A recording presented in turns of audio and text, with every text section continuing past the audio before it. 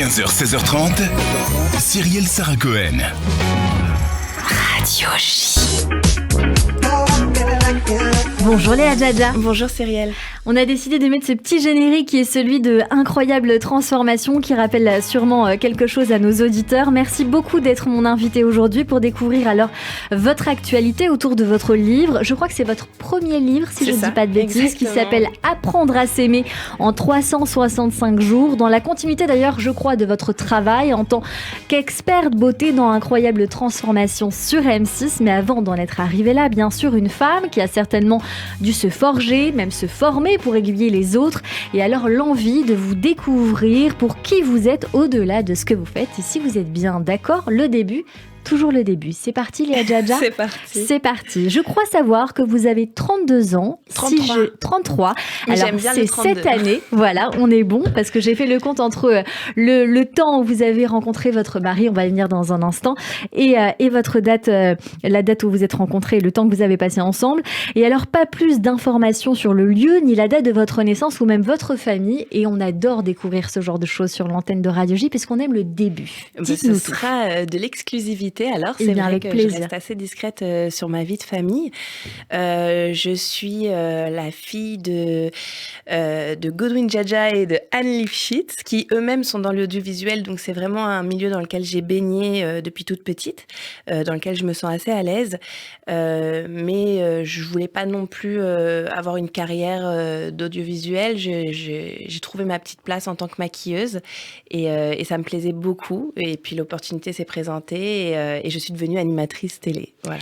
Et on voit que dans votre carrière, on va en parler au fur et à mesure de cette émission, on voit qu'on a la sensation que vous avez toujours voulu, vous avez toujours su finalement ce que vous vouliez faire dans votre carrière. Est-ce que je me trompe? Ça, c'est vraiment instinctif? Ou alors vous avez cherché votre voie avant d'y arriver? Parce que finalement, tout est un peu cousu, comme si c'était évident quand on regarde de plus près.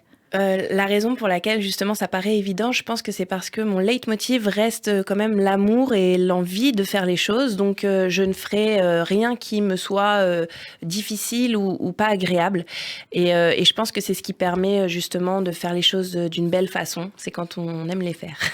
Alors on découvre ensemble bien sûr. Après avoir obtenu votre baccalauréat secrétariat, vous avez suivi une formation à l'école de maquillage professionnel Make Up Forever Academy de Paris. Vous avez étudié la langue anglaise, la littérature à la Kaplan University. Vous avez d'ailleurs décroché un Master 2. Oui. Est-ce que, à quel moment vous avez su ce que vous vouliez faire, Léa ? Je pense que c'est arrivé il y a pas longtemps, où vraiment le développement personnel est devenu une passion et j'ai envie d'y consacrer ma vie en fait. Finalement, j'aimerais en apprendre le plus possible et pouvoir justement transmettre un maximum d'informations à des gens qui n'ont pas forcément les clés pour se sentir bien. Et on va voir que c'est le cas puisque quand on vous voit à la télévision justement dans l'émission d'M6, vous coachez, vous êtes l'experte beauté, maquillage dans l'émission et on voit à quel point justement vous êtes derrière toutes ces personnalités. On va en parler dans un instant, mais d'abord on va voir dans votre évolution. Dans les années qui suivent cette formation, vous vous lancez dans la vie active, vous multipliez les expériences en tant que maquilleuse d'abord, stagiaire maquilleuse sur la Star Academy. Oui, ça a été ma première expérience. Vous en gardez quel souvenir ? Ah, c'était assez extraordinaire parce que pour nous, c'était pas forcément accessible, tous ces plateaux et un travail aussi développé. C'était sur quelle saison ? La première, avec celle de Jennifer. Rihanna. Non, Rihanna. Oui, c'était Jennifer, mais alors moi je m'en souviens parce que il y avait Rihanna. J'ai croisé Rihanna. On va voir que vous aimez beaucoup Rihanna. Ce sera en deuxième partie d'émission avec Jérôme Goulon. Voilà. Donc en fait, le soir où j'ai travaillé, j'ai pu croiser Rihanna et c'est le seul souvenir qui me reste. Je sais même plus si j'avais bien maquillé ou pas, mais ça a été une expérience. Vous avez maquillé Rihanna ou pas ? Non, j'ai pas eu l'occasion de le faire. J'étais stagiaire à l'époque et on pouvait maquiller justement les élèves de la Star Academy. Alors vous devez en garder des souvenirs, j'imagine, impérissables avec Jennifer et toute la team. Après, ça a été une seule émission, hein, donc j'ai pas eu le temps de les connaître. Tous. Vous avez en tout cas sur la continuité fait du maquillage pour des clips de célébrités. Alors il y a eu Rof, Mokobe, Kezia Jones, Chaka Ponk ou encore Section d'Assaut. Oui. Et c'est là que vous rencontrez votre mari. Tout à fait. Lors d'un d'un clip vidéo où on se croise et comme un signe du destin, un coup de foudre amical. par la première. D'abord. Black M, donc il faut le dire. Ouais, voilà. C'est Black M. Avec un garçon avec lequel je m'entends super bien. On partage pas mal de choses. On se revoit par la suite. Et puis finalement, ses valeurs et tout ce qu'il transmettait me comblait. Donc voilà. Vous avez 19 ans à l'époque, Léa, et vous décidez de vous marier 3 mois plus tard. Ouais. C'est très précipité. Qu'est-ce qui s'est passé ? Je pense que c'était une évidence. Je pense qu'il n'y avait pas de questions à se poser. On le sentait tous les deux. Et le mariage, c'était vraiment pour être en accord avec nos idées et se sentir légitime aussi de construire une famille, une vie à deux. Donc, on a commencé par le début. Voilà. On s'est dit qu'on se liait ensemble et puis après, on verrait. C'est assez drôle parce que je crois... Alors, je ne sais pas comment ça s'est passé, si vous avez été poussé par vos parents ou si c'était absolument pas le cas. Ah non. En tout cas, vous avez 19 ans à ce moment-là et je pense que ça va faire écho dans la tête de nos auditeurs parce que vous savez qu'on est sur Radio J. C'est un peu un chidour finalement. Vous vous rencontrez, vous vous plaisez, vous perdez pas de temps et vous vous dites justement on va se marier. Et je crois savoir, Léa, que vous avez des origines juives. Oui, de par ma mère. De par votre maman qui est égyptienne, si je dis pas égyptienne, russe-polonaise. Russe-polonaise. Oui. Et votre papa, c'est d'autres origines complètes. Oui, mon papa est béninois français et chrétien de religion, mais pas très pratiquant. Et alors, comment ils se rencontrent, vos parents ? Parce que on va voir que vous aussi, c'est une rencontre avec Black M. Vous n'avez pas forcément les mêmes origines. Vous devez peut-être même convaincre vos parents de vous marier parce que vous êtes jeune. Mais l'histoire de vos parents a peut-être une incidence. Comment eux, ils se sont rencontrés ? Est-ce que ça a été vite aussi ou pas ? On essaye. On rentre dedans. On essaye. Mes parents, ils se sont rencontrés au travail aussi. Par la même occasion, dans le même contexte en fait, et aussi un coup de foudre, je pense. Mais malheureusement, eux, leur culture différente leur ont pas permis forcément d'être ensemble rapidement. Oui, ils se sont séparés. J'étais très jeune à l'époque, j'avais 2 ans. Donc ils ont pas poursuivi cette relation, mais ils sont restés des parents formidables et aimants pour moi. Le poids de la culture qui faisait que c'était pas évident, des familles. Je pense qu'à l'époque, c'était pas aussi facile aujourd'hui d'être libre d'exercer la religion qu'on souhaite, de faire ce qu'on veut. Aujourd'hui, il y a beaucoup plus de liberté. Enfin, c'est encore compliqué, on est d'accord, et complexe.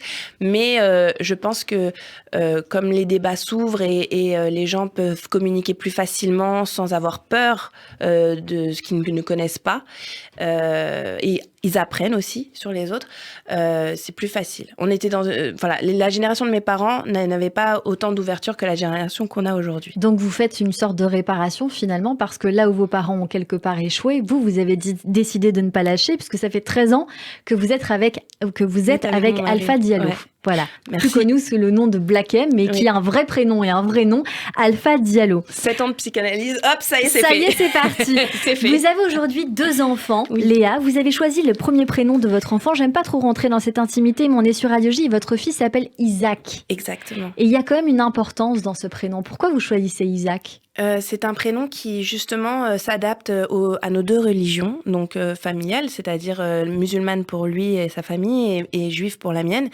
Et ça, vous vous sentez juive ? Alors, je vais vous dire quelque chose, c'est que moi, je me suis convertie à la religion musulmane à l'âge de 19 ans, justement, pas pour être avec mon mari, mais parce qu'il m'avait appris pas mal de choses que je n'avais pas appris dans la culture juive, parce qu'on n'était pas forcément très pratiquants. Et ça m'a ouvert l'esprit et permis d'avancer et de trouver des socles ou des cadres pour mener une vie saine. Maintenant, ma grand-mère, lors de ma reconversion, m'a appelée et m'a dit « Écoute Léa, je serai toujours d'accord pour tes choix et je te suivrai et soutiendrai toujours. Mais sache, ma fille, que tu seras toujours juive. » Et finalement, je pense qu'il y a un côté religieux, mais il y a aussi un côté culturel très important dans la religion, dans le judaïsme. Et moi, j'ai grandi là-dedans, donc forcément, je m'y sens à l'aise et forcément, j'y retrouve des choses familières. Donc, je pense qu'elle voulait le dire aussi dans ce sens-là. Voilà, tu as grandi dans la religion juive, tu as grandi dans notre communauté, tu resteras toujours une partie de nous, quoi. Donc, voilà. C'est joliment raconté. Oui.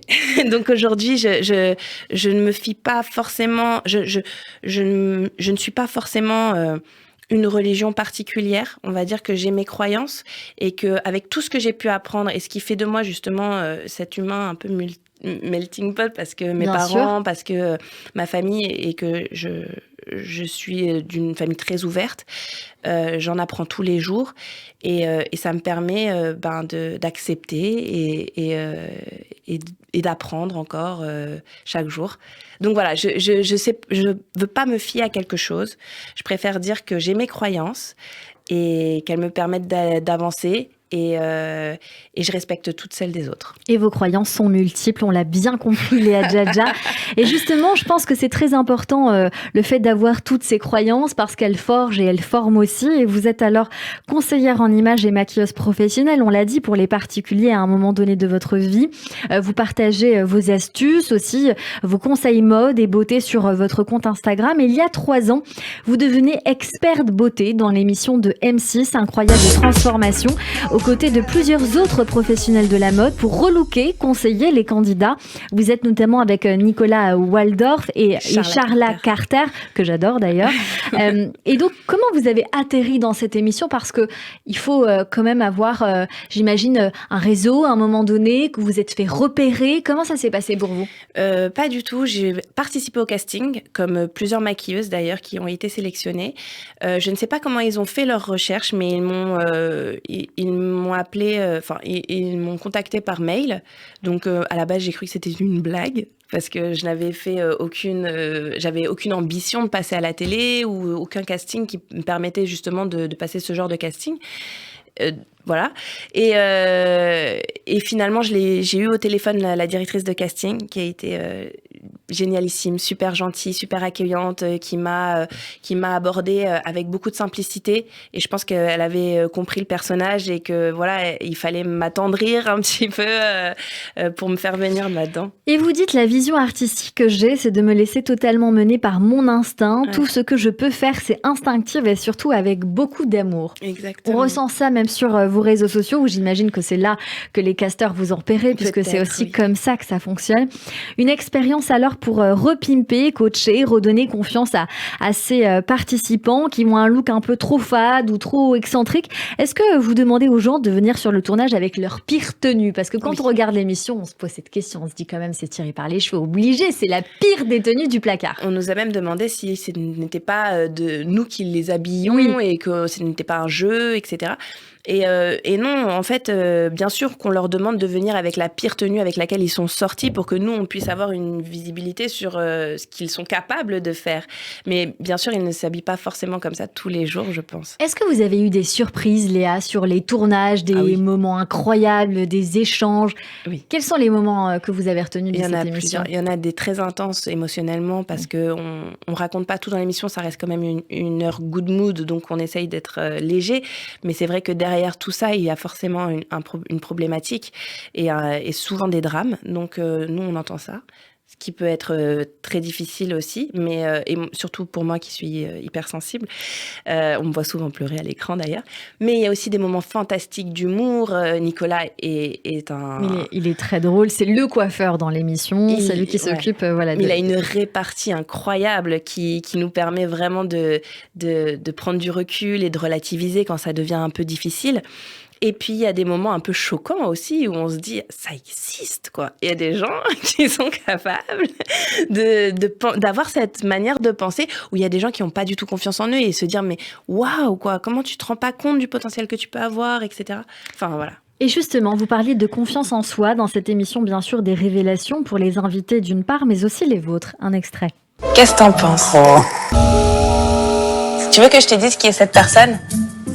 C'est moi. Oh my God, Léa, it's you. Ah, franchement... C'est moi il y a quelques années. Et tout comme toi, je n'arrivais pas à trouver mon côté féminin. Je me sentais beaucoup plus à l'aise dans des grosses baskets masculines, des sweatshirts où on ne me voyait pas. Franchement, je suis étonnée parce que ça n'a rien à voir, on est bien d'accord là. Alors voilà, là vous montrez une photo de vous qui date d'il y a plusieurs années auparavant, et vous êtes face à une personne qui estime qu'elle est trop carrée pour être féminine. Et finalement, c'est un travail aussi sur vous que vous faites dans cette émission, parce que vous venez vous mettre à nu totalement, Léa. Est-ce que ce moment a été fort pour vous dans cette émission, ou il fait partie des moments forts, je crois? Il fait partie des moments forts, il l'est encore aujourd'hui quand j'entends cet extrait, parce que c'est des choses dont je parle pas souvent, mais c'est vrai que quand on s'intéresse à un sujet, c'est souvent parce qu'on est le premier concerné. Et pour moi, ça a été une grande aventure de me retrouver, de savoir qui je suis, qui j'avais envie d'être et qui je pouvais être aussi. Exactement. Et alors, qui on a envie d'être, c'est justement la possibilité que vous donnez, puisque vous sortez un livre qui s'appelle « Apprendre à s'aimer en 365 jours », conçu un peu comme un almanach, destiné à toutes les personnes qui se sont trop abandonnées, qui ne savent pas par quoi commencer, et qui regroupe un peu aussi vos expériences de vie, c'est ça? Exactement. Je me suis permise de prendre mes expériences pour pouvoir les transmettre, parce que grâce à elles, j'ai pu, moi, obtenir de la confiance, de l'estime de moi-même. Et puis cet agenda, je l'avais créé pour moi à la base. Et quand j'ai rencontré tous ces gens qui s'étaient abandonnés lors de l'émission Incroyable Transformation, je me suis dit que c'était trop égoïste de le garder que pour moi et qu'il fallait que je le partage, parce qu'il y en avait plein d'autres qui trouveraient aussi une utilité. Et c'est le cas. C'est aussi un livre qui permet de prendre du temps pour soi, de ne plus s'oublier, de ne pas s'oublier, puisque jour après jour, des exercices, des mantras, plein de choses à réaliser, à comprendre. Et vous avez aussi la gentillesse, puisque c'est le cas, de donner des astuces et des exercices, mais aussi des contacts de gens qui vous ont aidé à vous. Bien sûr, je n'ai pas la légitimité de dire que je suis une prof de sport, que je peux donner des conseils sur l'alimentation, parce que je ne suis pas nutritionniste. Donc j'ai fait appel à des experts, mais pas n'importe lesquels, ceux qui ont contribué aussi à l'amélioration de mon quotidien et de ma vie. Et comme ça a fonctionné, je peux le dire aujourd'hui, je l'ai testé et approuvé, je peux enfin en parler aux autres. Vous dites, pour ranger sa tête, il faut ranger sa vie. C'est sans doute aussi pour cela, je crois, moi, que les femmes font beaucoup le ménage et les armoires, pour certaines, comme moi, par exemple. Et donc, dans ce livre, on voit que vous donnez plein de tuyaux. Oui. Vous dites, pour les enfants, ne perdez pas de temps à regarder comment font les autres mères. Regardez ce que vous savez faire. Vous êtes maman, vous, 2 fois, Léa. C'est ce que vous faites au quotidien? Exactement. J'ai souvent culpabilisé en regardant les autres mamans et en me disant, moi, pour le goûter, je lui fais pas une box aussi remplie. Ma fille, elle a pas ces chaussures-là. Et au final, j'arrêtais pas de me remettre en question. Alors que finalement, quand je regardais mes enfants, ils avaient l'air heureux, épanouis et ils avaient pas forcément l'envie de regarder ailleurs. Donc, je me disais, faisons comme eux et concentrons-nous sur ce qu'on a. Et on grandit ensemble. D'ailleurs, c'est le cas aussi, je crois, dans le couple, où vous dites quelque chose de très intéressant que peu de gens savent ou ont conscience de ces choses-là. Ce qui compte le plus, c'est mon bien-être. Si je ne vais pas bien, je ne peux pas faire du bien aux autres. C'est un mantra que les femmes commencent à réaliser. Et alors, c'est vrai qu'il faut devenir égoïste pour pouvoir être bien présente pour les autres. J'entends par bien de la bonne façon. Exactement. Ça veut dire qu'il y a eu une longue période où je ne me concentrais que sur sur le bonheur que je pouvais apporter aux autres. Est-ce que mon mari va bien manger ce soir? Est-ce qu'il est heureux? Est-ce qu'il a ça? Est-ce qu'il a ça? Et au final, je me rendais compte qu'à me poser toutes ces questions, je m'en oubliais moi-même et que finalement, ce que je recherchais, c'est-à-dire l'attention de mon mari avec toutes ces petites choses, le retour, je ne l'avais pas parce que finalement, je m'en oubliais moi-même et donc il ne me remarquait même plus.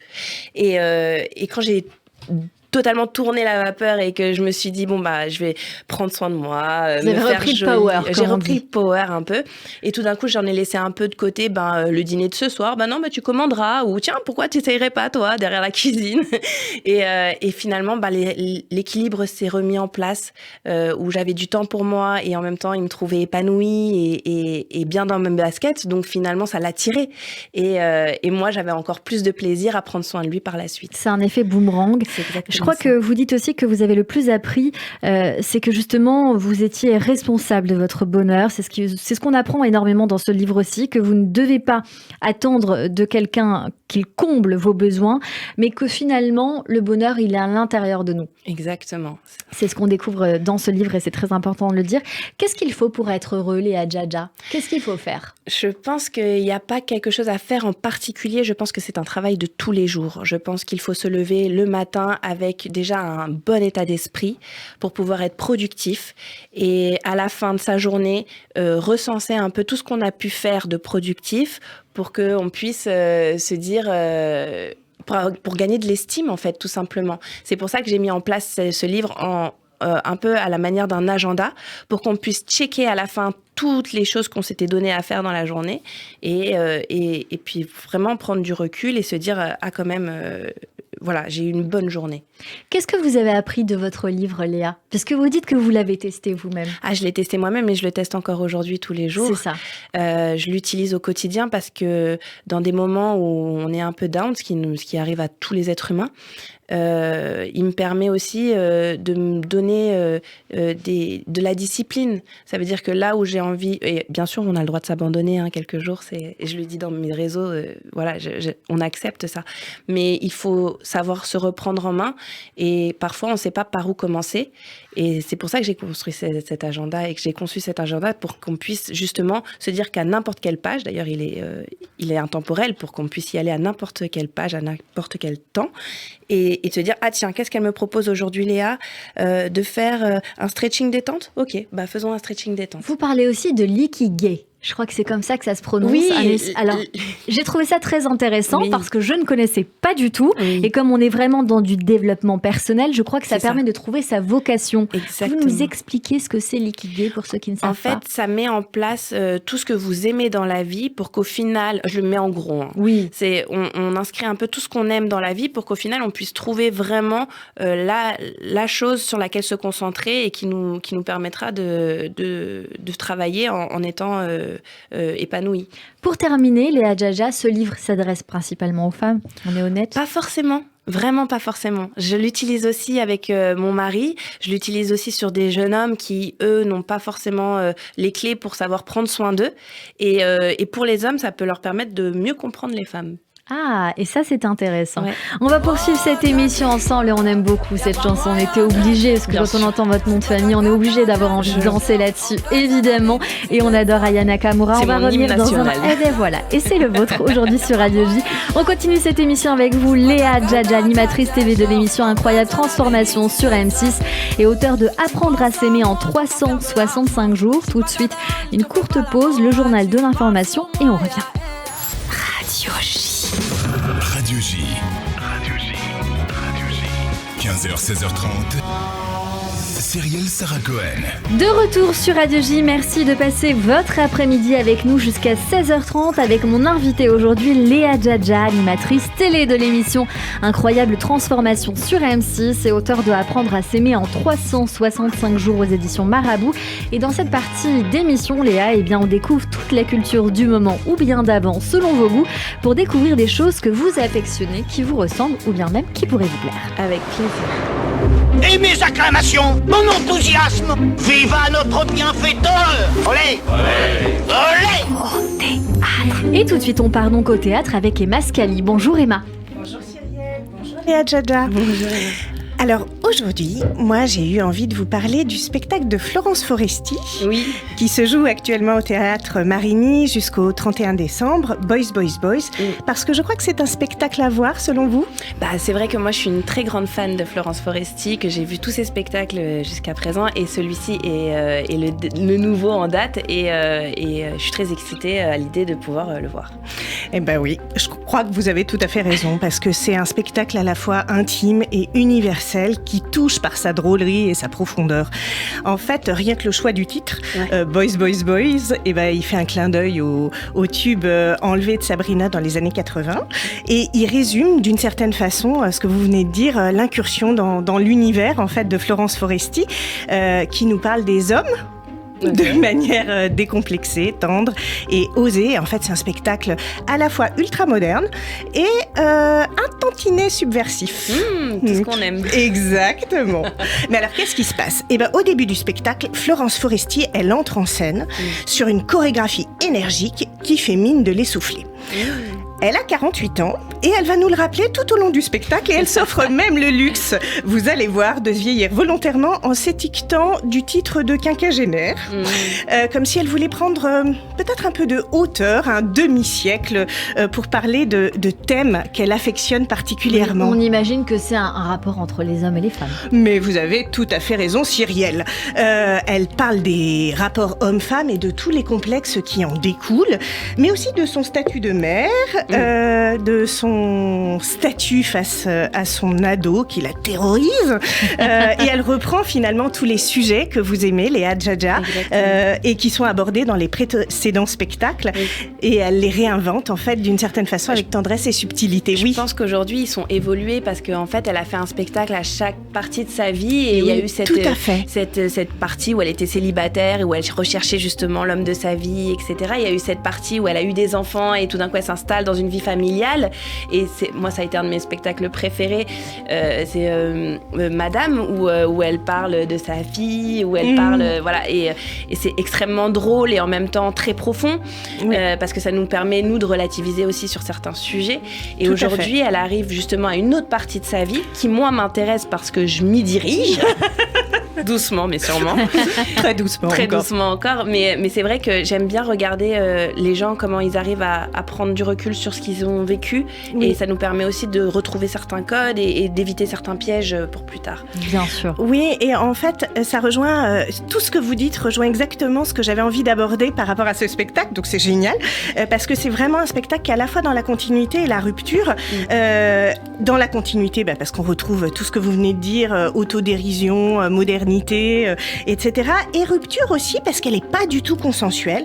Elle nous pique un petit peu de sa verve comme ça quand elle s'en prend aux dérives du néo-féminisme et qu'elle interroge en fait les rapports dans la séduction, la frontière entre le respect, la drague, le harcèlement. Il y a un moment donné dans le spectacle où elle dit les hommes nous respectent maintenant.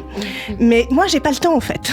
Et c'est tellement Florence Foresti, ça, qui rebondit, en fait, sur les mouvements MeToo, sur nos relations, nos attentes, nos désirs. En fait, c'est un spectacle très, très intelligent. Oui, et puis mais très pas réaliste aussi. Mais pas que. Et oui. Forcément drôle. Forcément drôle, forcément réaliste, comme vous dites. Très authentique. Et très authentique, tout à fait. Et en fait, tout ça se mélange. En fait, on pleure de rire. Il y a un moment donné dans le spectacle qui est extrêmement drôle. Mais vous l'avez vu, vous ? Oui, j'ai vu. La chance. Mais oui. Évidemment. Je mesure ma chance, vous avez tout à fait raison. Parce que vous allez voir, en fait, et ça va vraiment vous plaire, en fait, elle reprend les premières naissances à l'époque de la préhistoire, la création de la religion, donc vraiment, c'est assez corrosif. Et puis, il y a un moment, mais génial, absolument génial, où elle imite un styliste italien en charge de dessiner la vulve, et elle imagine alors les drapés, les volants, le bouton, la capuche, enfin bref, c'est très très très savoureux et finalement elle explore plein de thèmes mais elle évoque aussi son couple et son nouveau compagnon qui est plus jeune qu'elle et en fait tous les thèmes qui sont abordés avec une immense délicatesse et qui nous touchent et finalement elle nous révèle avoir rencontré l'amour et dans le spectacle elle dit cette phrase évidemment « J'aime les hommes » et moi je crois que les hommes et les femmes que nous sommes ici aussi autour de cette table, eh bien nous aimons aussi beaucoup Florence Foresti. Et c'est très joliment raconté. Merci beaucoup Emma Scali pour cette chronique. Merci. Et puis aussi une petite parenthèse parce que il y a la série Désordre qui est sortie sur Canal+ de Florence Foresti. Est-ce qu'on est dans cette veine? Parce que moi je n'ai pas encore vu le spectacle de Florence où elle a envie d'être avec un homme plus jeune, où elle est séparée, où elle a un enfant qui commence à grandir vers l'adolescence. Est-ce qu'il y a un peu de ça? Ah mais il y a tout à fait de ça. Donc on retrouve ça en fait, mais là on la retrouve sur scène. Et donc on a son énergie en direct. Est-ce que finalement c'est pas la continuité de cette série puisque dans Désordre elle prépare justement son prochain spectacle. Oui, donc c'est l'avant-goût. Oui, c'est un peu comme un teasing. Exactement, comme une mise en abîme un petit peu de ce qui se passe dans sa vie et tout ça et ça donne quelque chose d'extrêmement savoureux et qui fait que quand on est là avec elle ou plutôt qu'elle est là avec nous et qu'elle nous donne un peu d'elle-même, eh ben on jubile en fait. Et je pense que vous allez vraiment adorer. Il faut y aller.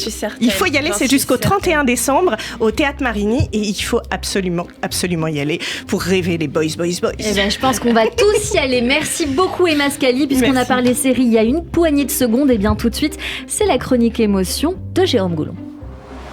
Radio J, l'émotion de Jérôme Goulon. Bonjour Jérôme. Bonjour Cyrielle, bonjour Léa. Bonjour Jérôme. C'est le moment de la chronique émotion. On va parler de vos goûts culturels et d'artistes que vous aimez. Oui. Alors on commence en musique avec l'un de vos disques préférés. Et là, grosse surprise, il s'agit de l'album Il était une fois d'un certain Black M que vous connaissez un petit peu, je crois. On écoute un extrait. Je me méfie, mais grâce à toi, je me dévoile. Maintenant Alpha est sûr de lui. T'es ma moitié, je suis la tienne. C'est nous contre eux et on va leur montrer. S'ils ont la haine, nous on est bien. Je te le dis, personne va nous contrôler. Tu as cette force de la que je chanson n'ai pas. Léa, sortie en 2019 sur l'album Il était une fois de Black M, votre mari que vous avez rencontré en 2008, vous l'évoquiez tout à l'heure. Alors cet album, on va pas se mentir, ce n'est pas son plus grand succès commercial, mais on comprend pourquoi c'est votre préféré, puisqu'on y trouve le titre Léa qui vous est dédié. Dans ce titre, Black M clame haut et fort l'amour qu'il a pour vous, puisqu'il dit notamment, je le cite, « Derrière chaque homme se cache une femme, là où tu vas, je suis tes pas, je suis ton homme, j'essuie tes larmes, tu ne m'as jamais trahi, jamais sali, jusqu'à la fin tu seras ma femme ». Alors une incroyable déclaration d'amour pour vous Léa, et puis j'allais pas faire toute la chanson, mais toute la chanson est dans cette veine. Alors on le rappelle, vous rencontrez Black M en 2008 sur le tournage du clip Wati Bon Son. Vous débutez à l'époque votre carrière de maquilleuse. On vous donne un plan pour vous occuper d'une dizaine de rappeurs, le tout pour la modique somme, je crois, de 70 €. Et bien que ce soit très mal payé, on ne vous donne pas toute la somme. Et là, quelques jours plus tard, Black M vous rappelle pour vous payer les 10 € restants. Le courant passe bien, il vous fait découvrir Paris. Et puis voilà, quelques années plus tard, vous êtes mariés, parents de 2 petits-enfants que vous évoquiez tout à l'heure.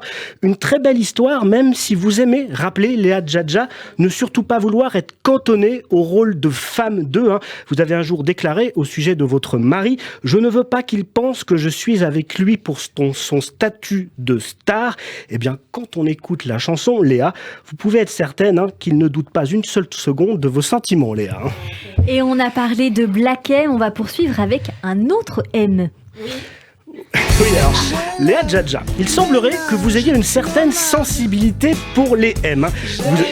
Vous avez écouté Black M et dans la liste de vos artistes préférés figure un certain M, Mathieu Chédid, et en particulier son album Je dis M, dont on peut entendre un extrait. Alors ça fait beaucoup de M, on vient d'ailleurs de recevoir un appel de M Pokora qui se dit extrêmement vexé de ne pas figurer dans votre playlist de M. Son dernier titre à Matt Pokora. Bon, voilà.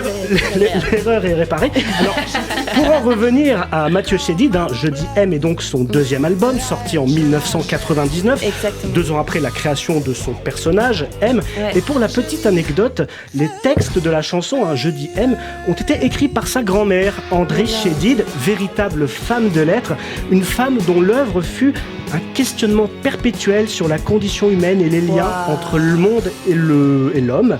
Une œuvre dans laquelle André Chédid célébra la vie tout en ayant conscience de sa précarité. Les paroles de la chanson Je dis M en sont le parfait reflet. Alors une philosophie qu'elle appliquera jusqu'au bout, puisque sur la tombe d'André Chédid, donc qui a composé les textes de cette chanson, donc cette tombe située au cimetière du Montparnasse, on peut lire la citation suivante: le corps s'en va, le cœur séjourne. Et puis pour les fans de M, dont vous faites partie, Léa, il est actuellement donc en tournée dans toute la France, une tournée qui s'achèvera le 3 juin 2023 à l'Accor Arena à Paris, en passant par le Zénith de Paris, donc du 20 au 23 décembre prochain. Pour ceux que ça intéresse, il reste encore des billets. Pour l'instant, mais ça va partir très vite, surtout que là on vient de l'annoncer. On poursuit dans votre univers culturel, Léa Djadja, avec de la littérature. Oui, alors quand on vous parle de livres, vous nous citez notamment les 4 accords Toltec, publiés en 97 par Miguel Ángel Ruiz, un auteur mexicain. Un ouvrage référence dans le domaine du développement personnel, une discipline qui est votre de prédilection, vous en parliez tout à l'heure. Alors dans ce livre, Miguel Ángel Ruiz donne des conseils pour transformer la vie en une nouvelle expérience de liberté, de bonheur et d'amour, tout un programme. Alors pour résumer rapidement, donc il y a 4 conseils principaux qu'il appelle les accords. Ces 4 conseils, c'est quoi pour nos auditeurs qui ne connaissent pas cet auteur? Donc 1, dites toujours ce que l'on pense, dire toujours ce que l'on pense vraiment. 2, quoi qu'il arrive dans la vie, ne jamais en faire une affaire personnelle, pas toujours facile. 3, avoir le courage de poser des questions et exprimer nos vrais désirs pour éviter la tristesse, les malentendus et les drames. Et puis 4, faire toujours de son mieux, le plus important n'étant pas forcément de réussir, mais au moins de mettre tous les moyens en œuvre pour atteindre ses objectifs. Alors pour info, face au succès de son livre, Miguel Ángel Ruiz, je vais pas y arriver, a écrit un 5e accord Toltec en 2010.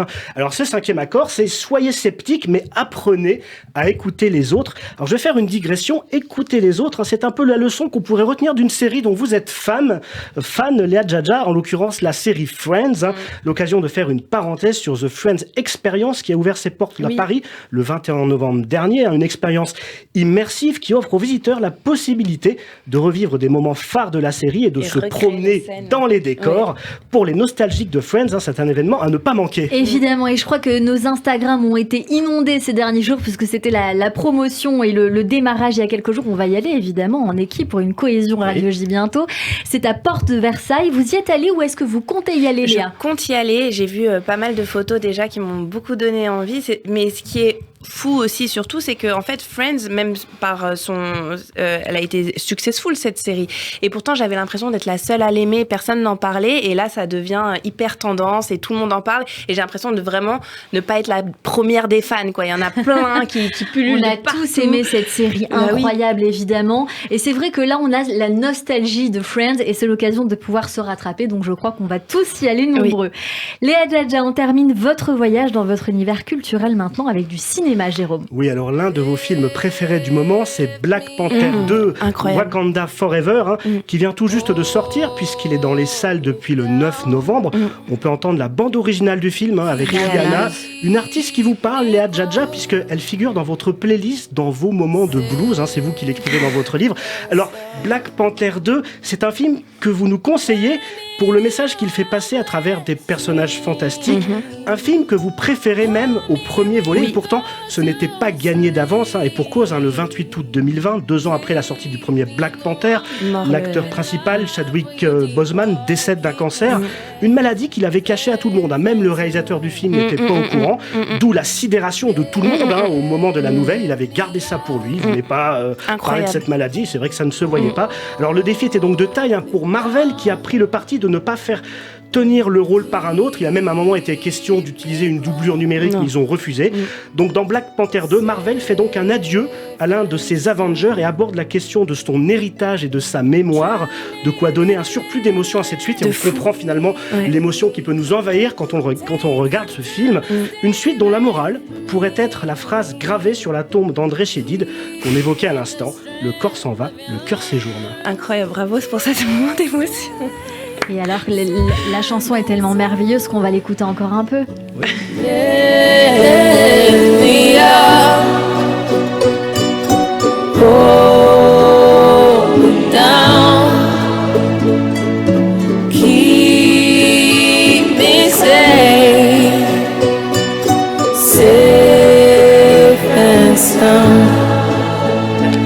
Exceptionnel.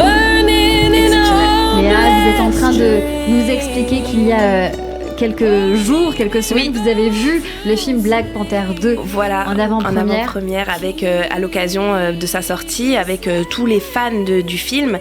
Et c'est vrai qu'à chaque moment d'émotion, tout le monde applaudissait, tout le monde levait la voix pour dire à quel point ils étaient heureux de retrouver leur personnage préféré. Et ça a été un réel moment d'émotion. Et le film est devenu encore plus extraordinaire par cette énergie qui circulait dans la salle. Donc voilà. On va changer d'univers, Léa, si vous voulez bien, parce qu'on a parlé de vos goûts culturels et forcément il en manque un. Il manque la cuisine. Et je crois savoir que vous cuisinez pas mal. On le découvre dans votre livre. Les lasagnes, les pâtes à la bolognaise. Des choses qu'on retrouve assez facilement et que nous, en tant que maman, on aime bien faire parce que c'est facile et puis ça plaît à tout le monde. Et ça nourrit toute la famille. Faut s'appliquer sur les lasagnes quand même. On est d'accord. Et tout de suite, alors, c'est le coup de fourchette avec Sam Bérébi qui vous cuisine pour Radio J. C'est très fin, ça se mange sans pain. C'est dilaté. Radio J. Radio J, le coup de fourchette. Et je crois qu'on va chanter. Bonjour Sam. Bonjour Cyrielle, bonjour Léa. Bonjour. Ça va ? Oui, bien. Alors, qui dit coup de fourchette dit plat. Donc, je vais parler de votre plat préféré, les pâtes aux truffes. Ouais.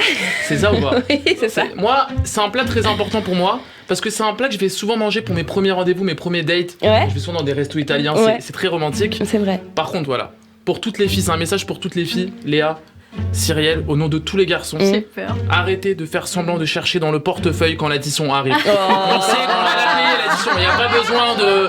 On sait, la recherche la plus lente du monde. Non, t'es sûr? Arrêtez. On la connaît, ça là, faut arrêter. Il faut plus faire ça. C'est vrai? Moi, généralement, la plupart du temps, quand l'addition arrive, j'ai toujours envie d'aller aux toilettes. Je sais pas pourquoi. Ça, c'est la bonne technique. Ça, c'est la bonne technique. C'est la fin du repas. C'est la fin du repas. Je vais aux toilettes, je vais me repoudrer le nez, j'arrive. Tiens, vous. Ah non, mais c'est mieux d'aller aux toilettes parce que la recherche lente dans le sac, bon, on la connaît. Non, mais moi, j'ai pas un bon souvenir de ce plat. Je vous racontais. J'avais rencontré une fille en Italie.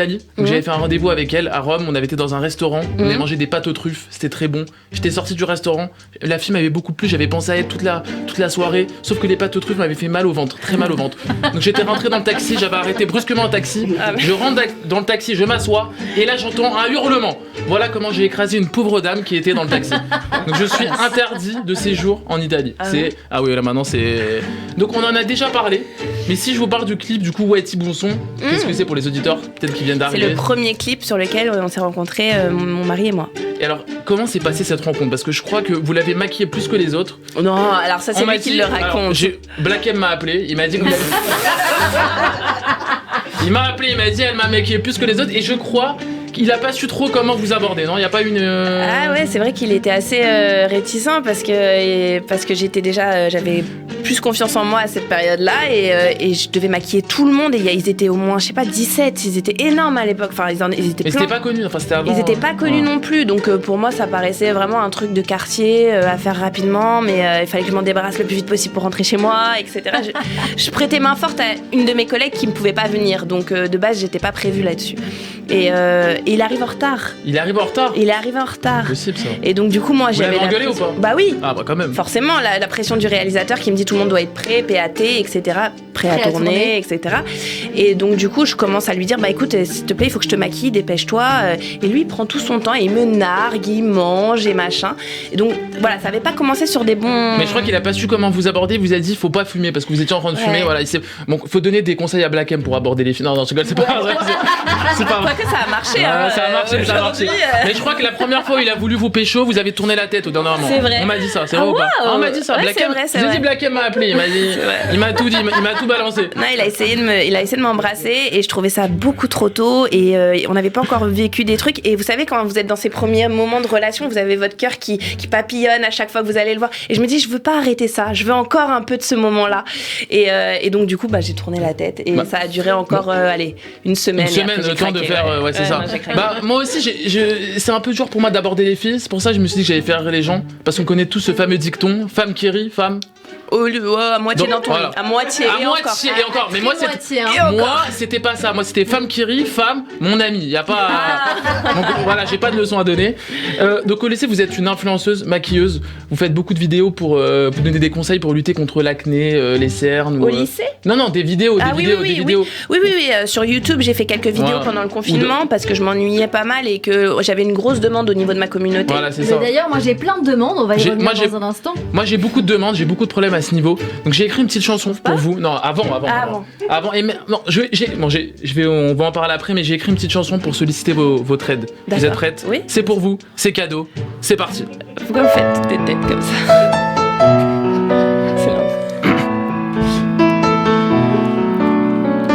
On avait dit plus de cernes, plus de boutons. Problème majeur du matin. C'est urgent, j'ai un date, pâte aux truffes. Dans un grand restaurant italien. Le jour est venu et j'ai croisé, je sais pas si je peux vous dire son nom, Léa Djadja, influenceuse, maquilleuse. J'ai tout fait pour la rencontrer. C'est faux qu'une vidéo de Léa supprime tout ce que tu as de Rasra. Visage usé par tous les dates passés. Qu'est-ce que j'ai fait de ces années? J'ai pas coupé assez les cheveux. J'ai pas nagé assez dans l'eau. Dernière ligne droite, radio J. Est-ce que tu peux? 4, 3, 2, 1. On avait dit plus de cernes, plus de boutons. Problème majeur du matin. C'est urgent, j'ai un date, pâte aux truffes. Dans un grand restaurant italien. Merci beaucoup. Alors je vais vous dire, C'est ça, très, très c'est grave. la révélation, parce qu'alors là, vous avez chanté, on s'y attendait pas. Ah bah non. C'est pas comme si on avait préparé. Non, on n'avait pas préparé. Vous m'avez dit je ne chante pas faux, Cyrielle, je vous jure. Non, Je sais pas. je sais pas. Il y a un doute. C'est Léa. qui va trancher. On va prendre des cours. C'était mélodieux, mais j'ai encore un problème au niveau des paroles. J'ai du mal à les mettre dans le bon Il y avait sens. deux trucs extraordinaires, c'est le pâte aux truffes sorti de nulle part Ouais. et la tête de Léa à ce moment-là. Vraiment, pour le coup, what the fuck. Merci beaucoup Sam Bérébi. Vous voyez, j'en perds mes mots pour les amateurs de votre humour. Bien sûr, on vient vous retrouver sur votre compte Instagram Sam Bérébi avec un Y. Merci beaucoup, on se donne rendez-vous bien sûr la semaine prochaine sur Radio J. Allez, je m'abonne. Et on va écouter bien sûr un peu de Aya Nakamura pour se faire plaisir. Vous restez encore avec nous dans quelques instants. Encore quelques questions beauté qui vont faire plaisir sur Radio J. Avec Léa Djadja, bien sûr. Notre coup de cœur du jour, non pas aujourd'hui, puisque nous avons Serge Rafal pour parler santé. Notre expert du jour, Judith Cohen-Solal. Mais tout de suite, dans un instant, le journal de l'info. Radio J. Radio J. 15h, 16h30. Cyrielle Sarah Cohen. De retour sur Radio J, merci de nous rejoindre si c'est le cas et si vous êtes avec nous depuis le début, merci beaucoup pour votre fidélité avec notre invitée aujourd'hui Léa Djadja, animatrice TV de l'émission Incroyable Transformation sur M6 et auteure de Apprendre à s'aimer en 365 jours aux éditions Marabout. Et tout de suite on va passer ensemble à la séquence tac au tac. Léa, c'est assez simple, 10 questions C'est pas si simple que et ça. 10 réponses, mais voilà, relativement courtes et rapidement. On peut Ok, tenter ça ? On y va. Allez, c'est parti. La recette de l'amour, Léa Djadja, La c'est communication, le ou les sujets qui vous préoccupent le plus en ce moment. l'émancipation de la femme. Si vous pouviez changer de peau, vous seriez qui ou quoi ? Je serais une grande actrice des années 50.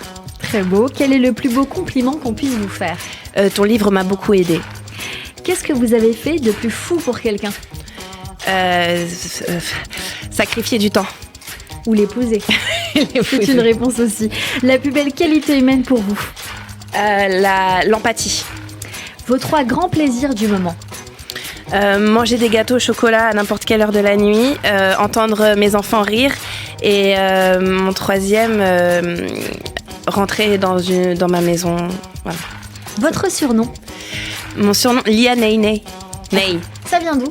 C'est parce qu'en fait, à l'époque où la danse était très tendance, je la faisais tout le temps, mais je ne savais pas la faire, donc mon mari m'a appelée Ney Ney. Très joli. Votre philosophie de vie ? Fais ce que tu aimes. Votre prochain rêve à accomplir ? Mon prochain rêve à accomplir, que mes enfants soient heureux et épanouis. Le dernier mot ou la dernière phrase que vous aimeriez prononcer ? De ma vie, je t'aime. Très joli. Merci beaucoup. Notre émission continue avec nos auditeurs qui vous interrogent sur Radio J. Radio J. 15h, 16h30. Cyrielle Sarah Cohen. Et donc tout de suite, c'est donc la question auditeur. Une première question de Sylvie pour vous. Léa, est-ce que vous avez une continuité du programme Incroyable Transformation ? C'est-à-dire, est-ce que vous pensez que... est-ce que vous savez ce que les participants sont devenus en clair ? Oui. Est-ce qu'il y a une continuité ? Vous savez s'ils sont toujours transformés de Tout par à le fait. style Ouais. ou s'ils reviennent finalement Tout à à fait. l'origine ? Déjà, on a des que sont-ils devenus dans l'émission. Aujourd'hui, vous pouvez retrouver Incroyable Transformation tous les jours à partir de 17h30 sur M6. La saison 6 est présente. Et dans cette saison, d'ailleurs, dans cette nouvelle saison, nous recevons nos anciens candidats qui viennent avec justement leur nouvelle vie, leur nouveau métier parfois, nouvel amour aussi. Tout ça grâce à nos efforts et ils les ont continués. Donc, on est super fiers et super contents. Une très jolie continuité donc de cette émission qui transforme Exactement. des gens, des esprits, des métiers, des états d'esprit. Et puis j'avais envie qu'on passe à une séquence un petit peu girly, évidemment, puisque vous donnez des tuyaux, des astuces dans votre livre Apprendre à s'aimer. Ouais. Et on apprend notamment que le citron, l'avocat, également le miel ont des vertus pour quasiment tout, exfoliant, détox, qu'il faut, et qu'on peut notamment se démaquiller les yeux à l'huile d'olive. Totalement, vous avez tous les produits, les plus bons et excellents produits de beauté dans votre cuisine parce qu'ils sont naturels déjà et ensuite parce qu'ils ont des propriétés qui sont tellement plus efficaces que des produits commerciaux et qui sont fake, quoi. Donc oui, bien sûr, l'huile d'olive permet... en général, l'huile, en soi, est un très bon démaquillant. Elle permet d'enlever toute trace de maquillage, mais surtout d'hydrater la peau un maximum après le maquillage. Alors, j'ai 5 questions à vous poser. C'est quoi le make-up faux pas pour vous ? C'est des yeux très, très maquillés avec une bouche très, très foncée. Oui, pour moi, il faut choisir l'un ou l'autre parce que tout d'un coup, ça donne un visage très dur. Une deuxième question, c'est quoi la tendance make-up cette année ? Alors, c'est pas une tendance make-up, mais il y a une grande tendance que je vois arriver là depuis quelques jours. C'est les diamants sur les dents. Je sais pas si vous en avez entendu parler. Ça, alors, c'était la mode. C'était la mode, bien sûr. Bah oui. Et moi, quand on m'a proposé de le faire à un dernier événement où je suis allée, là, je me suis dit, ah ouais, ça revient. Et toutes les petites filles, les jeunes filles, parce que pour moi maintenant, en 3 ans, dès qu'elles ont moins de 20 ans, pour moi c'est des petites filles, mais pas du tout. Mais bon voilà, les jeunes ados, elles en sont folles et elles se font faire des papillons en diamant sur les dents et tout. Ouais. Il y a des endroits à Paris pour faire ça ? Oui, mais tout le monde le fait en ce moment, c'est hyper facile et accessible. Ok. Qu'est-ce qu'un bon fond de teint ? Un bon fond de teint pour moi, c'est un fond de teint déjà lumineux, qui a de l'hydratation, qui permet une bonne hydratation aussi, et pas trop camouflant, voilà. Pas trop couvrant. Pas trop couvrant, ouais. Quelles sont les 3 meilleures marques make-up pour vous ? Alors, mes préférées. C'est mes favorites. J'ai Benefit, que j'aime énormément pour son packaging, mais aussi pour ses produits qui sont très bien exploités, très bien développés. Et ensuite, j'ai la marque Clarins, qui est une de mes marques favorites parce qu'elle mélange du soin à son maquillage. Donc, c'est génial de pouvoir prendre soin de sa peau en même temps que de se maquiller. Et la 3e, je vais dire MAC, parce que pour moi, c'est celle qui est la plus professionnelle. Bah écoutez, je suis dans les bons tuyaux. L'anti-cerne, c'est avant ou après le fond de teint ? Ça, c'est une grande question de femme, je crois. Personne fait la même chose. Ouais, c'est vrai. Je pense que c'est surtout le maquillage. En fait, il n'y a pas vraiment de règles. Je pense que ça s'adapte aussi à la personne en fonction des matières, des odeurs, des envies, de l'envie de ce qu'on a envie de montrer aussi. Je pense, avant, je le faisais avant le fond de teint et maintenant, je le fais après. C'est ça. Donc, comme chacun, finalement, a sa petite astuce, sa technique. Merci beaucoup pour ces questions, évidemment. On va tout de suite penser à votre santé sur Radio J. À votre santé. Et tout de suite, on retrouve le docteur Serge Rafal. Bonjour Serge. Bonjour Cyrielle. Alors, vous souhaitiez faire cet après-midi un focus sur la méditation de pleine conscience, méthode qui a le vent en poupe, utilisée dans de nombreux domaines qui ont un trait au bien-être et à la santé. Je crois que vous allez nous dire un mot d'une étude réalisée récemment aux États-Unis et qui montre qu'elle est aussi efficace sur les états anxieux que la prise d'antidépresseurs. C'est hyper important de le savoir, ça. Bien entendu, la méditation a longtemps traîné une image qui était une image particulière. On avait le sentiment que c'était très ésotérique, très religieux. Oui, que c'était pour les bouddhistes et pas forcément pour les autres. Les bouddhistes perdus dans un monastère au fin fond du Tibet ou de la Chine.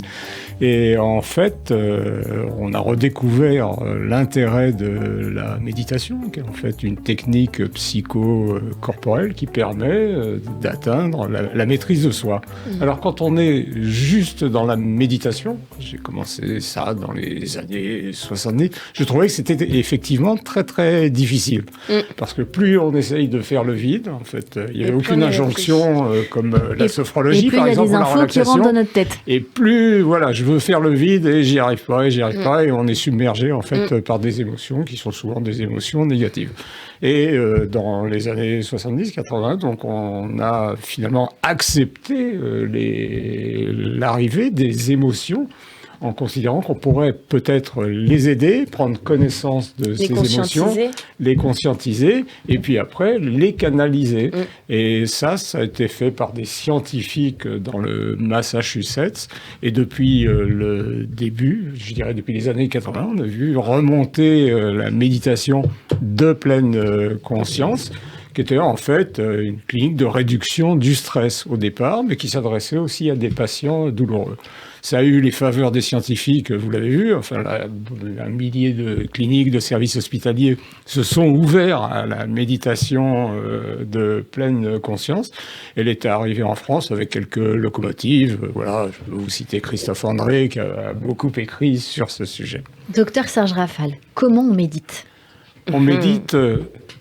Vous avez raison. Alors, c'est une question qui paraît stupide, mais il faut savoir comment on médite. C'est comme il faut savoir comment on fait du sport. Bien entendu, il y a un apprentissage sériel, mais après, on peut méditer de façon immobile, on peut méditer debout. Christophe André raconte dans un de ses ouvrages qu'il était sur un quai de gare et que d'un seul coup, il s'est mis à méditer, c'est-à-dire à accepter ses émotions dans le moment présent. Et ça, c'est vraiment très très important. Vous avez évoqué tout à l'heure le bien-être, le moment présent. C'est ça, la théorie est très facile, mais dans la pratique, c'est beaucoup plus compliqué. Vous méditez, vous Léa ? J'essaye, mais ça devient... En fait, c'est une maîtrise de soi-même.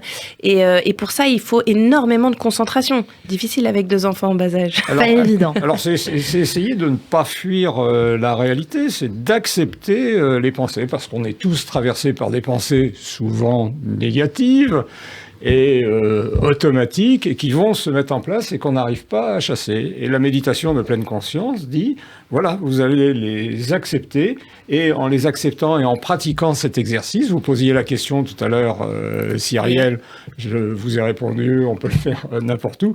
Évidemment, au début, c'est plus simple de le faire sur un siège, bien installé, les pieds ancrés sur le sol, les bras sur les cuisses, commencer à respirer, parce que la respiration est la base de toutes les techniques psychocorporelles. Et à partir de là, on commence à sentir soit les sensations qui viennent et on les canalise, soit on arrive après, avec de l'entraînement, pas tout seul, à les contrôler. Alors justement, la méditation, est-ce que ça doit se faire sans bruit, ou on doit, et c'est une obligation, se faire accompagner, enfin rien n'est jamais obligé, mais où c'est préférable de se faire accompagner par des musiques d'ambiance qu'on peut retrouver notamment sur les réseaux d'écoute, où on se fait accompagner. Beaucoup d'applications. Hein.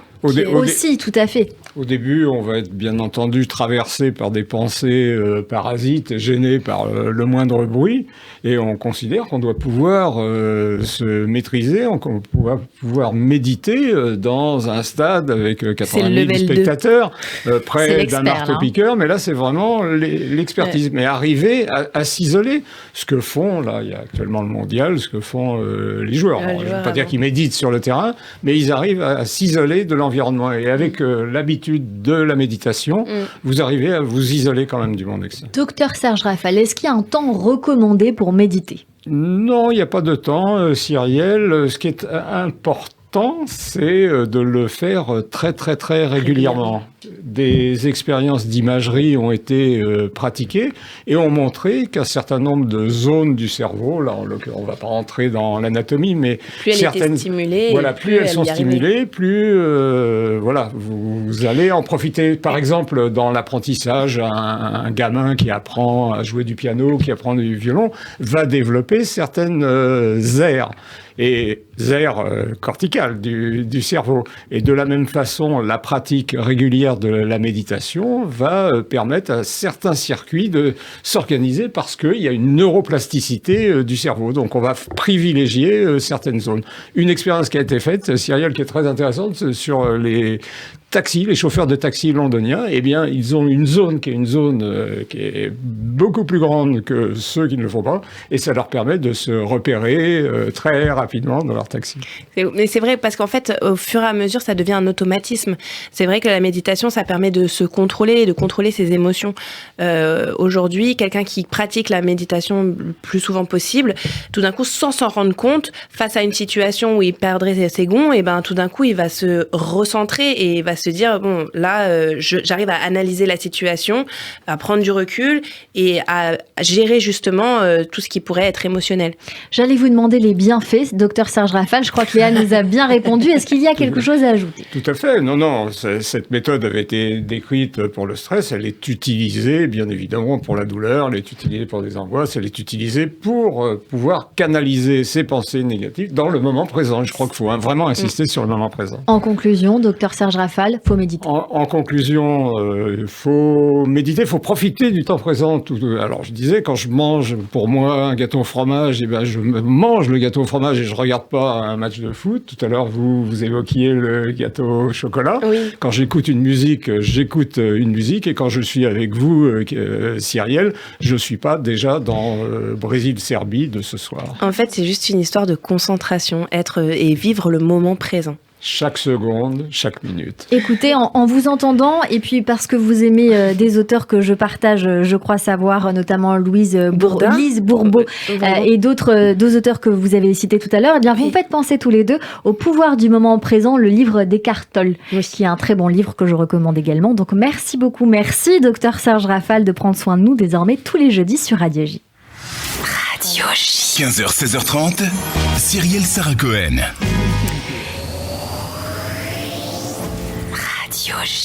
Radio J. Le portrait psychologique. Et tout est dit, comme toujours à la fin de cette émission, nous avons pour habitude de débriefer ces minutes passées ensemble, puisqu'on vous a bien écouté, Léa, et que les questions n'étaient pas anodines. Tout de suite, c'est donc votre portrait vu par Judith Cohen-Solal. Bonjour Judith. Bonjour Cyrielle, bonjour Léa.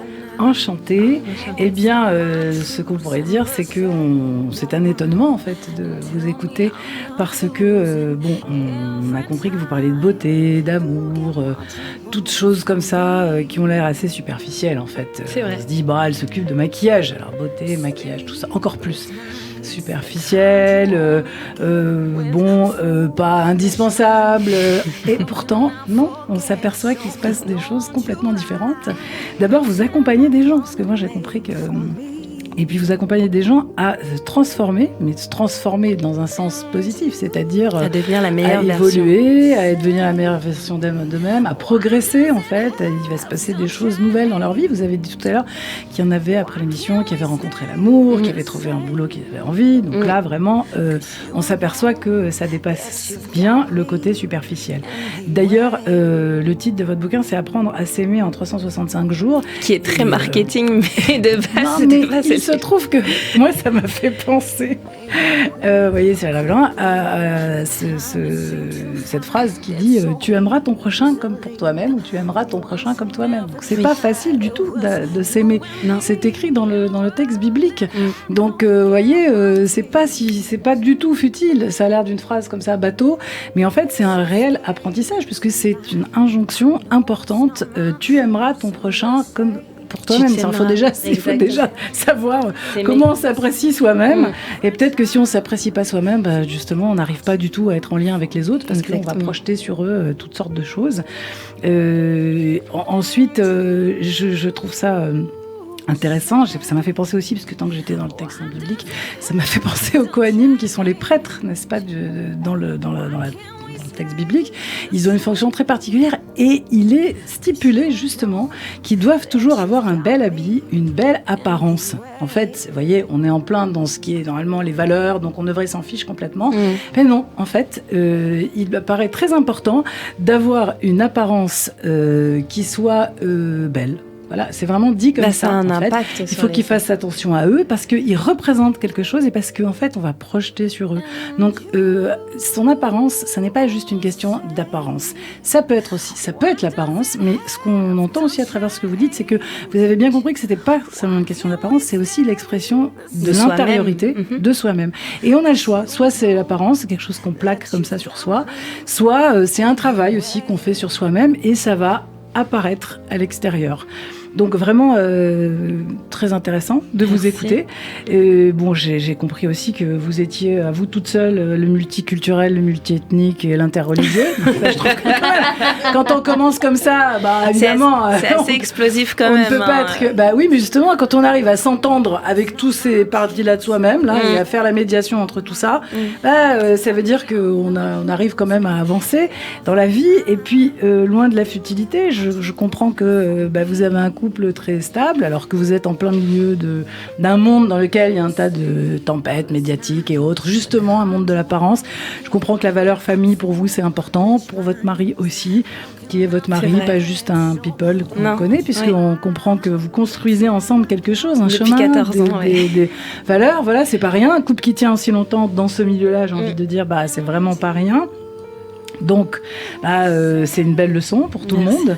Il y a quelque chose de... moi, j'avoue aussi ce côté France, Afrique, Pologne, Afrique du Nord, juive, musulmane, chrétienne, tout ça, c'est vraiment... il y a de quoi s'inspirer, dans tous les cas. Et pour s'entendre, et pour donner quelque chose d'assez lumineux, ce que vous donnez à voir. Et puis, cette histoire de s'apprendre à s'aimer et de la question de l'amour, parce que vous avez dit instinct et amour.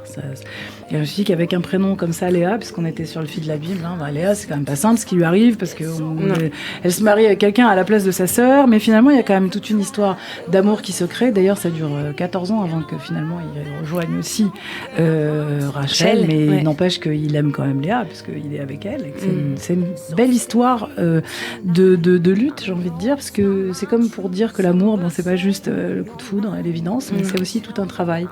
D'ailleurs, vous avez dit ça, c'est la communication, et la chose la plus importante, la plus folle que vous ayez fait pour quelqu'un, c'est sacrifier du temps. Donc ça veut bien dire pas mal de choses.